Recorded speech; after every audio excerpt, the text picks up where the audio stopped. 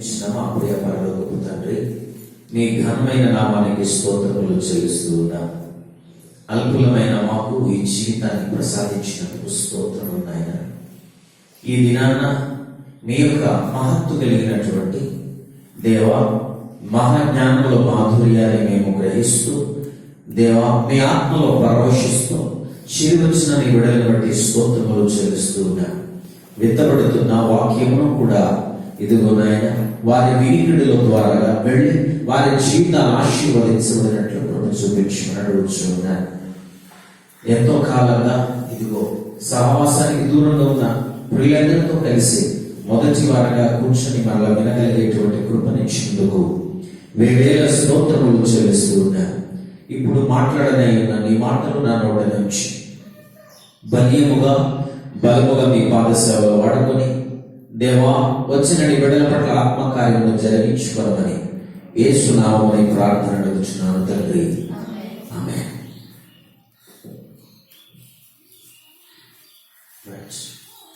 ప్రియమైన దేవుని జనాంగమా, మీ అందరికీ కూడా మన రక్షకుడును ప్రభువైన యేసుక్రీస్తు వారి నామములో నా యొక్క శుభములు వందనములు తెలియజేసుకుంటూ ఉన్నాను. ఇక నుంచి ఈరోజు తారీఖు 21, అవునా, 20వ తారీఖు ఈ జూన్ నెలలో 20వ తారీఖు నుంచి మొదటి వారం, ఇది కరోనా ఈ పాండమిక్ నుంచి మొదటి వారంగా కూర్చున్నారు. ఈ మొదటి వారంలో మనకు సమయం మార్చబడింది. అరకు వ్యాలీ ప్రాంతంలో ఉదయాన 8:30 గంటల నుండి 10:30 గంటల వరకు, ఈ 10:30 లోపు అక్కడ మాడగడ గ్రామంలో పరిచయ కొరకై కేటాయించబడినటువంటి వారు పరిచారకులు 10:30 ప్రారంభం అంటే చివరి ప్రార్థన కాకమునకు మీరు లేచి వెళ్ళిపోతారు. అక్కడ మీరు కార్యక్రమాన్ని ఆరంభిస్తున్నప్పుడు నేను వస్తాను. కొంతకాలం ఇలా చేస్తాను. మరి కొంతకాలం తర్వాత మాడగడలో చైతన్య పుష్పాంజలి వారికి అప్పగిస్తే అరకు వ్యాలీలో గురించి జన్యకుమారికి అప్పగిస్తాను. లేదు ఒక వారం ఇక్కడ ఒక వారం అక్కడ అనేది పరిస్థితులను బట్టి మీకు పరిచయకు పంపిస్తూ ఉంటాను. నేను ఆదివారం ఉదయాన్న వైజాగ్ బయలుదేరిపోతే అక్కడ పరిచయ కొరకు కొంచెం సిద్ధపాటు అలసట లేకుండా పరిచయ గంభీరంగా జరగడానికి అవకాశం ఉంటుంది గనక దయచేసి ఈ విషయాన్ని గమనించవలసిందిగా కుటుంబాలు చైతన్య పుష్పాంజలి అలాగే గుజ్జి జన్య మీ 2 కుటుంబాలకు నేను మనవి చేస్తూ ఉన్నాను. ఓకే, ఏంటి? సో వచ్చే వారం నుంచి మీరంతా కూడా సిద్ధపాటు కలిగి జన్య గురించి ఏం చేయాలంటే ఏ పాటలు పాడాలి, కార్యక్రమ విధి నిర్వహణ ఎలా సాగాలి, వచ్చిన వారితో ఎలా వారిని మోటివేట్ చేస్తూ కూర్చోబెట్టి 45 నిమిషాలు ప్రసంగం సిద్ధపడాలి. ఇక నుంచి చైతన్య పుష్పాంజలి గుజ్జి జన్య మీ 2 కుటుంబాలు పరిచయ కొరకై మరి ఆదివారం మీది కాదిక, ఆదివారం మీరు దేవుడికి ఇచ్చేయాలి, దేవుడి పని కోసం ఇచ్చేయాలి. మీరు తిన్నారా లేదా, మీ ఇంట్లో బాగుందా బాలేదా, మీ పరిస్థితి ఏంటనేది ఇక దేవుడికి అప్పగించాలి మీరు. అప్పుడు తప్ప దేవుళ్ళు ఎదగలేము, దేవుడి కొరకు బ్రతకలేము. గనక మీ అందరి కోసం నేను ఒక ఇన్స్పిరేషన్ మెసేజ్, ఒక విషయాన్ని మీ ముందుకు తీసుకురావాలని ఆశపడ్డాను. హెబ్రీయులకు రాసిన పత్రిక 11వ అధ్యాయం, హెబ్రీయులకు రాసిన పత్రిక 11వ అధ్యాయం 23వ వచనం. హెబ్రీయులకు రాసిన పత్రిక 11వ అధ్యాయం 23వ వచనం. మోషే పుట్టినప్పుడు అతని తల్లిదండ్రులు అతని తల్లిదండ్రులు ఆ శిశువు సుందరుడై ఉండుట చూచి విశ్వాసమును బట్టి రాజాజ్ఞకు భయపడక 3 మాసములు అతనిని దాచిపెట్టిరి. ప్రియులారా, ఈ లేఖన భాగంలో చెప్పబడినటువంటి ఒక విషయాన్ని మీతో పంచుకొని ఆశపడుతూ ఉన్నాను. మీలో ఎవరికైనా ఇంగ్లీష్ బైబిల్ ఉంటే అది కూడా తీసి చదువుతారని మనం చేస్తున్నాను.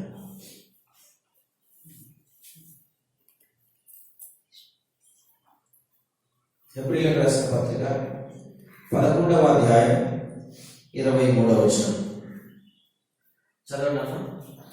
ఇంగ్లీష్ బైబిల్ లేదా? By faith Moses, when he was born, was hid 3 months of his parents, because they saw he was a proper child, and they were not afraid of king's commandment.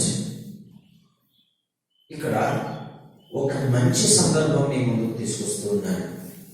ఏంటి అని అంటే ఇక్కడ because they saw he was a proper child. He was a proper child. Who? ఎవరు? మోషే. మోషే పుట్టినప్పుడు అతను సుందరుడై ఉండుట చూచి అని చెప్పి తెలుగు బైబిల్లో ఉంది. ఇంగ్లీష్ బైబిల్లో దేశాబు, అమ్రాము, యోకెబేదు ఈ ఇద్దరు దంపతులు వారి గర్భాన పుట్టిన వారి పిల్లడు ఎవరు? మోషే సుందరుడై ఉండుట చూచి కాదు ఇక్కడ. He was a proper child.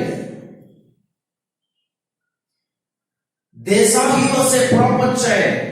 Moses అప్పటికి సరి అయిన కుమారుడు. సుందరుడు మాత్రమే కాదు, బైబిల్లో ఆధ్యాత్మికమైనటువంటి అర్థం ఏంటంటే దేంట్లో సౌందర్యం అంటే ఆత్మలో సౌందర్యవంతుడు తప్ప శరీర సుందరత్వం గురించి దేవుడు లక్ష్య పెట్టలేదు. శరీర సౌందర్యముల గురించి, శరీర ఆకారముల గురించి దేవుడు లక్ష్య పెట్టలేదు. ఆత్మీయ సౌందర్యాన్ని కోరినవాడు దేవుడు. ఈ మోషే పుట్టినప్పటికీ చిన్న పిల్లవాడిగా ఉన్నప్పుడు మోషే సౌందర్యవంతుడుగా కనబడుతున్నాడు. ఆత్మలో సుందరుడు, ఆత్మలో సౌందర్యము కలిగినటువంటి వాడు. అందము మోసకరము, సౌందర్యము వ్యర్థము అని సామెతల గ్రంథంలో చెప్పబడినట్లుగా వ్యర్థమైన సౌందర్యాన్ని దేవుడు చూసేవాడు కాదు. దేవుడు దేనిని చూస్తాడు అంటే సౌందర్యం. ఈ శరీరం కేవలము నిష్ప్రయోజనము అన్నాడు ప్రభు యేసుక్రీస్తుల వారు. ఈ శరీరము కేవలము నిష్ప్రయోజనము, ఆత్మయే జీవింపజేయుచున్నది. యోహాను సువార్త 6వ అధ్యాయంలో చెప్పబడినట్లుగా 6:63లో చెప్తాడు, ఆత్మయే జీవింపజేయుచున్నది, శరీరము కేవలము నిష్ప్రయోజనం. ఈ నిష్ప్రయోజనమైన ఈ శరీరం, వ్యర్థమైన సౌందర్యం దేవుడు చూడడు. దేవుడు ఏం చూస్తున్నాడో తెలుసా? ఈ రోజు మీకు అప్పగించబడినటువంటి పరిచర్య, మీరు నా వైపు చూడండి, నా దేవుని చిన్నదమా ఒకసారి నా వైపు చూడండి. ఈ రోజు మీకు అప్పగించబడినటువంటి పరిచర్య మందిరంలో తుడిచే పరిచర్య ఉందా? మందిరంలో ఈ రోజు కెమెరా ముందు పరిచర్య చేసే పరిచర్య ఉందా? ఈ రోజు మందిరంలో ఏ పరిచర్య నీకు అప్పగించబడింది? వాక్య పరిచర్య అప్పగించబడిందా? ఏ పనైనా కానివచ్చు. అప్పగించబడినటువంటి పరిచర్యలో నమ్మకత్వం అనేది ఉన్నప్పుడు, మోషే పుట్టినప్పుడు వారి తల్లిదండ్రులు ఏం చూశారు అంటే he was a proper child, సరైన కుమారుడు. ఈయన దేనికి? ఇశ్రాయేలీయులను కాపాడటానికి. ఐగుప్తు దేశంలో 430 సంవత్సరాలుగా మగ్గుతున్న జీవితాలను, బానిస బతుకులో ఉన్న జీవితాలను, పాపము సంఖ్యలో ఉన్న జీవితాలను ఈరోజు తెచ్చి బయటకు తీసుకురావడానికి సమర్థుడు అనే సందర్భాన్ని తల్లిదండ్రులు కనుగొన్నారు. తల్లిదండ్రులకు అర్థమైంది. ఎలా అర్థమైంది? వారు ధర్మశాస్త్ర ప్రకారంగా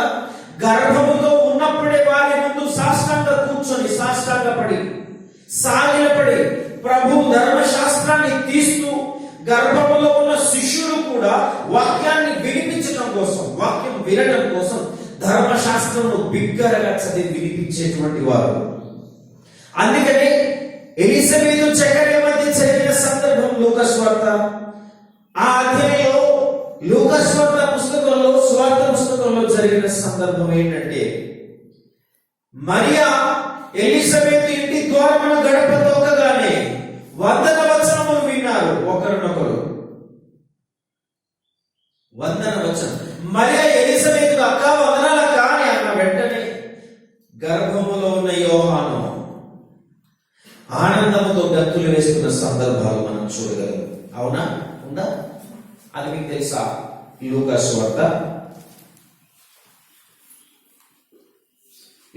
వార్త ఒకసారి ధ్యానం శబ్దం ఈ మాటను కూడా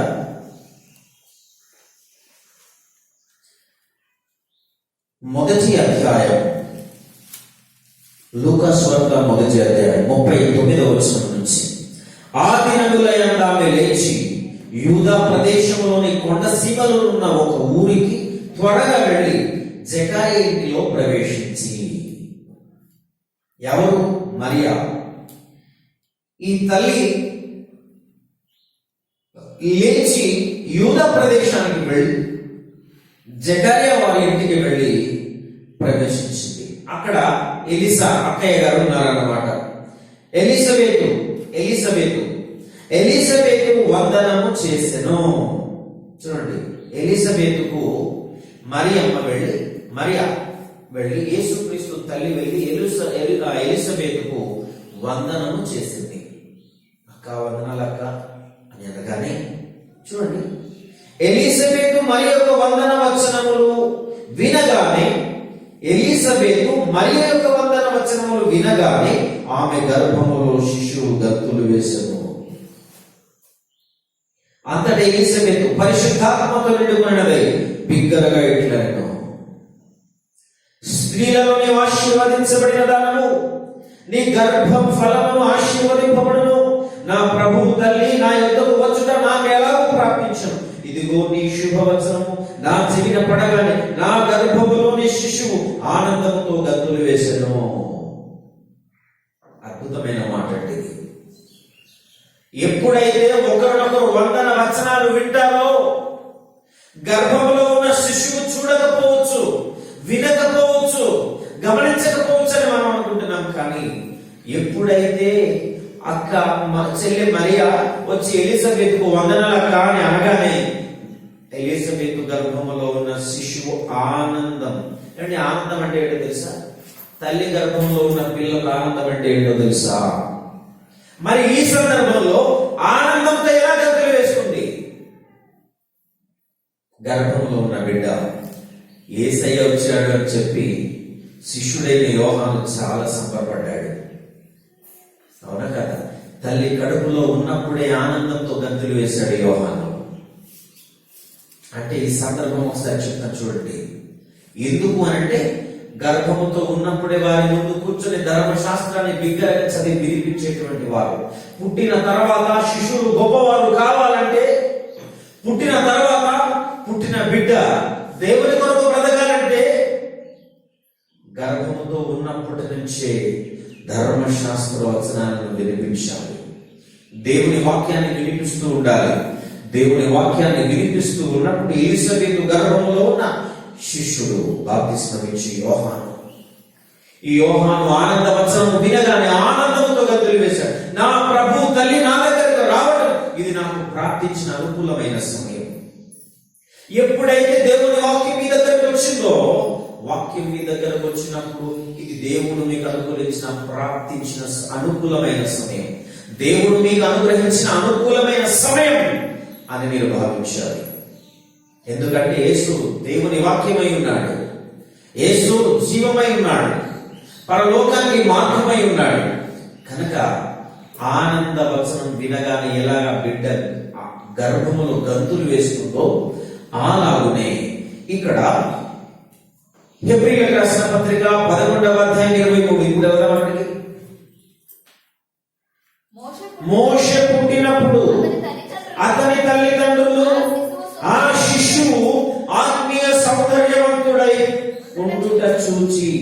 విశ్వాసమును బట్టి రాజు ఆజ్ఞకు కూడా భయపడక 3 మాసములు అతన్ని దాచిపెట్టి, మోషే పెద్దవాడైనప్పుడు విశ్వాసమును బట్టి ఐగుప్తి ధనము కంటే క్రీస్తు విషయమైన నింద గొప్ప భాగ్యమని ఎంచుకొని అల్పకాలము పాపభోగం అనుభవించడం కంటే దేవుని ప్రజలతో శ్రమ అనుభవించడమేనని యోచించి ఫరో కుమారుల యొక్క కుమారులను అనిపించుకున్నట్టు ఒప్పుకొనలేదు. ఎలాగనగా అతడు ప్రతిఫలము కలగవు బహుమానమందు దృష్టి ఉంచెను. విశ్వాసమును బట్టి అతడు అదృశ్యుడైన వారిని చూచుచున్నట్టు స్థిర బుద్ధి గలవాడై రాజాగ్రహమునకు భయపడక ఐగుప్తును విడిచిపోయెను. చూడండి, ఇక్కడ మోషే పెద్దవాడై విశ్వాసమును బట్టి ఐగుప్తు ధనము కంటే క్రీస్తు విషయమైన నింద గొప్ప భాగ్యమని ఎంచుకున్నాడు. క్రీస్తు విషయమైన నింద గొప్ప భాగం. అప్పటికి యేసుక్రీస్తు ఉన్నారా?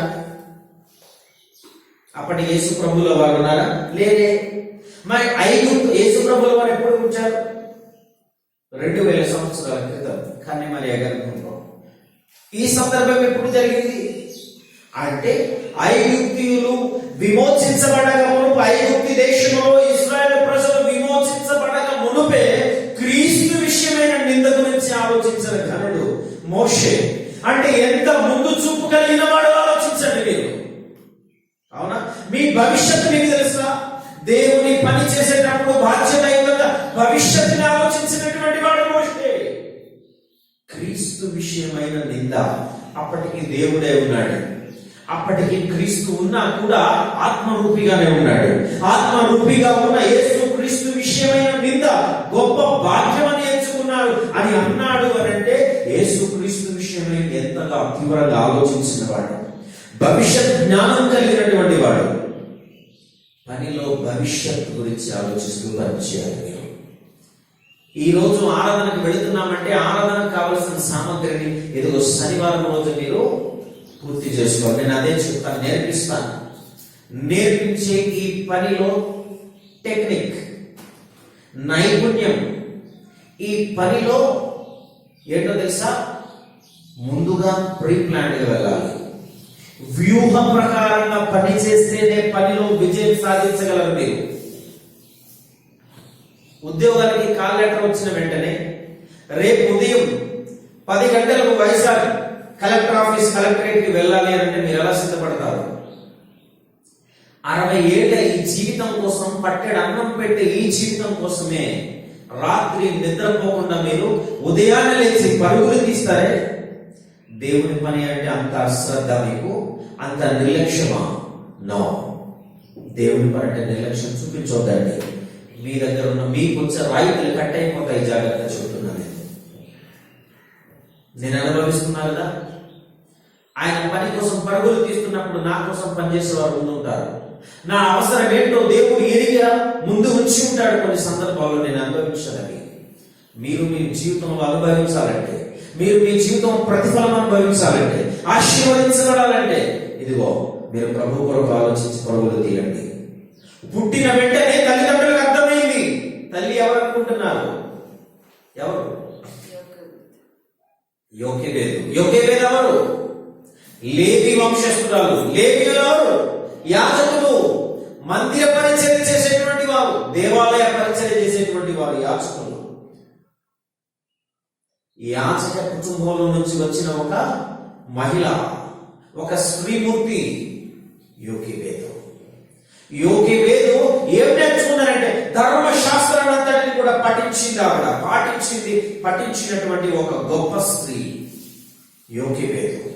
గనక యోకేబేదుకు తెలుసు, సేవక కుటుంబంలో నుంచి వచ్చింది కదా, నా బిడ్డ పుట్టిన తర్వాత మహానాయకుడు అవ్వాలంటే నేనేం చేయాలంటే యోకేబేదుకు తెలిసి ఒక పని చేసింది. ఏంటో తెలుసా? గర్భంలో ఉన్న నాటి నుండే ధర్మశాస్త్ర గ్రంథాలన్నింటినీ కూడా చదివి దేవుని వాక్యాన్ని వినిపిస్తూ 9 నెలల గర్భంలో ఉంచుకుంది. 9 నెలల గర్భంలో ఉంచిన తర్వాత పుట్టిన వెంటనే ఆ రోజు రాజు చంపాలని ఆజ్ఞ ఇచ్చాడు. అవునా కదా?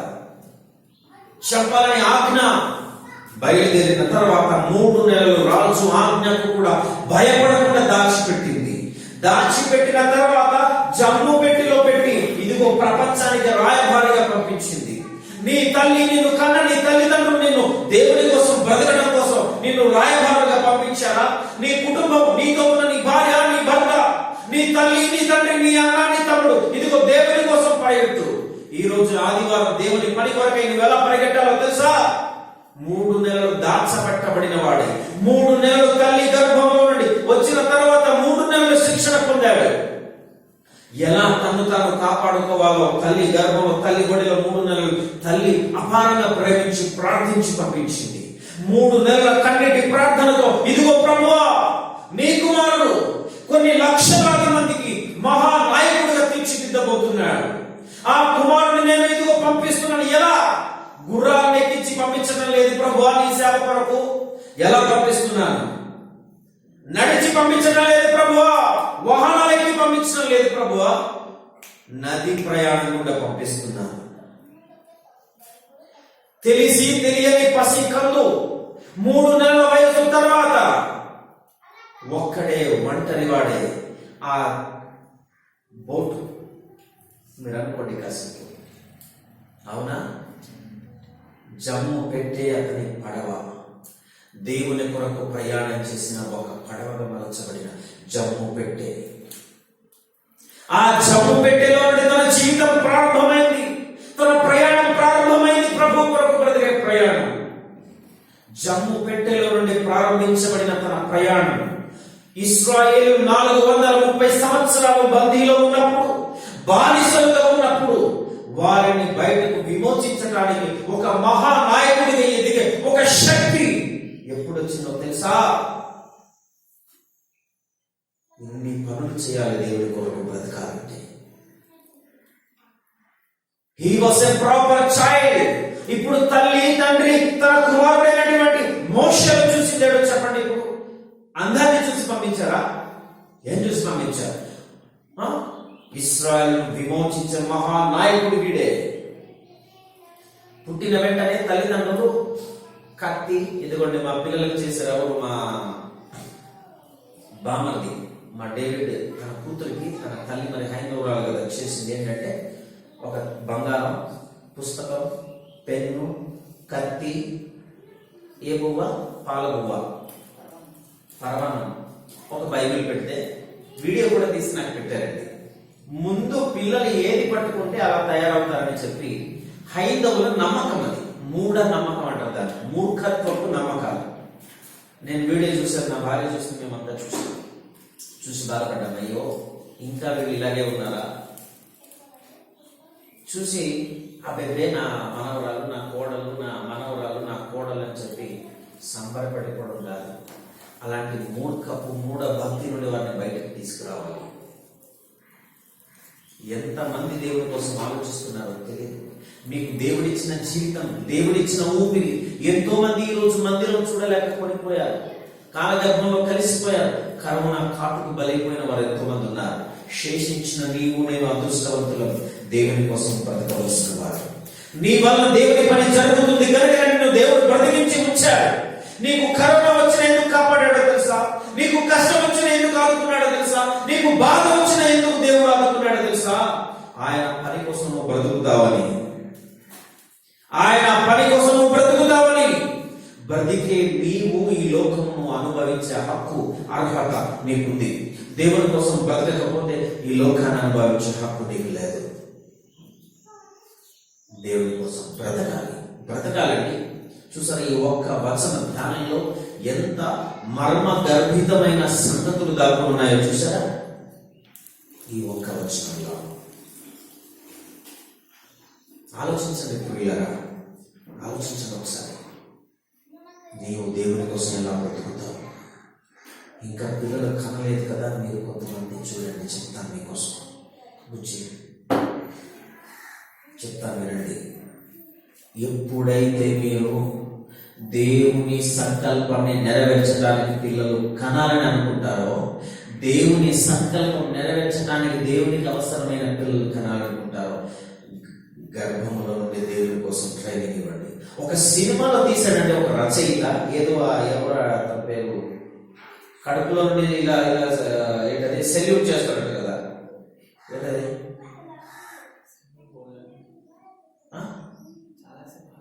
అదే ఎవరో ఉన్నాడు కదా, ఏం పేరు, పవన్ కళ్యాణ్.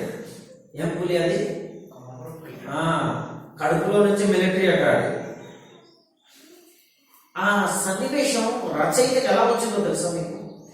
అలాంటి ఆలోచనలు ఎలా వస్తాయి వాళ్ళు? బైబిల్ కోటి ఆలోచనల కొలువు, అవునా కదా? ఎలిజబెత్ గర్భంలో ఉన్న శిశువు ఆనందంతో గంతులు వేసను అని ఎలా చెప్పబడింది? ఆలోచించండి మీరు ఎవరైనా.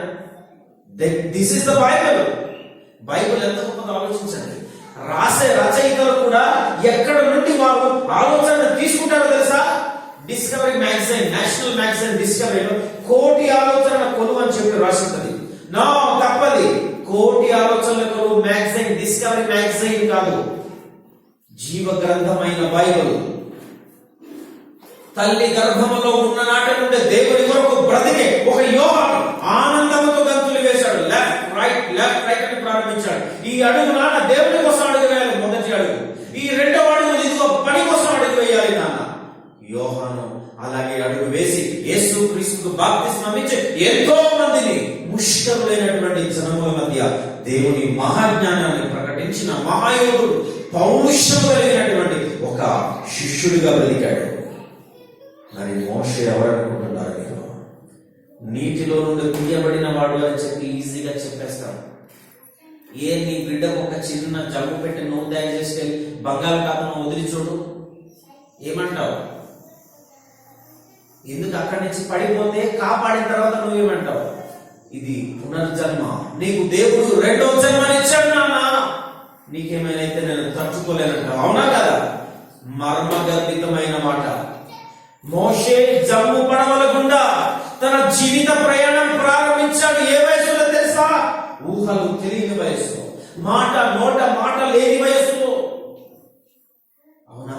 అలాంటి వయసులోనే దేవుని ప్రయాణం సాగించిన మహాగణుడు, గొప్ప నాయకుడు మోషే.